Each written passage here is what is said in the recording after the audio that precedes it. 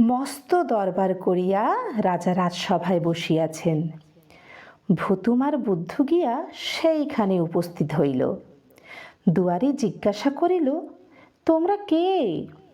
বুদ্ধ বলিল, বানর রাজপুত্র। ভুতুম বলিল, প্যাঁচা রাজপুত্র।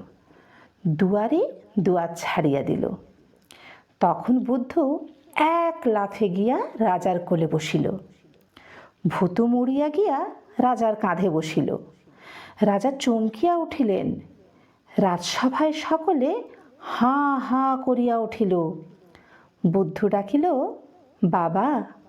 ভুতুম ডাকিল, বাবা। রাজসভার সকলে চুপ। রাজার চোখ দিয়া ঠস ঠস করিয়া জল গড়াইয়া গেল। রাজা ভুতুমের গালে চুমা খাইলেন, বুদ্ধকে দুই হাত দিয়া বুকে তুলিয়া লইলেন। তখনই রাজসভা ভাঙিয়া দিয়া বুদ্ধ আর ভুতুমকে লইয়া রাজা উঠিলেন।